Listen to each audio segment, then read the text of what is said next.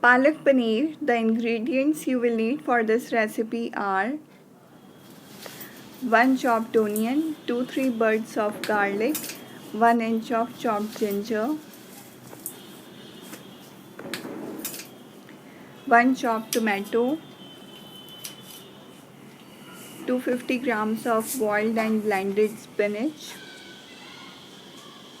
100 grams of diced cottage cheese, salt according to taste, and 1 teaspoon of red chili powder, 1 teaspoon of turmeric powder, a pinch of garam masala, and 5 to 10 grams of fresh cream. This is optional.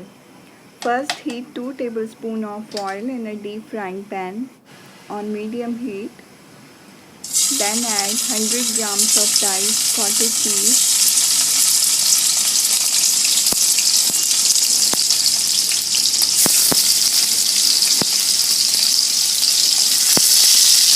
and shallow fry it until it becomes golden in color.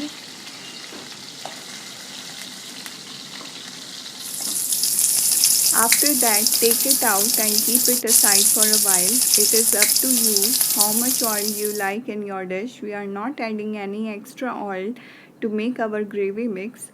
In this, we are going to add 1 medium sized chopped onion, 2-3 buds of chopped garlic, and 1 inch of chopped ginger. We have to saute it until it becomes translucent.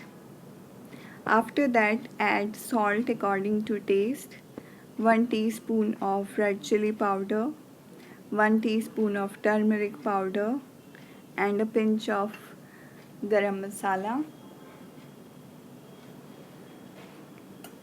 Give a good stir to it. Then add chopped tomato and again cover it up. Give a nice stir to it and let it simmer for a couple of seconds. After that, put boiled and blended gravy mix along with your shallow fried cottage cheese. Simmer it, then add a little bit of cream to garnish it.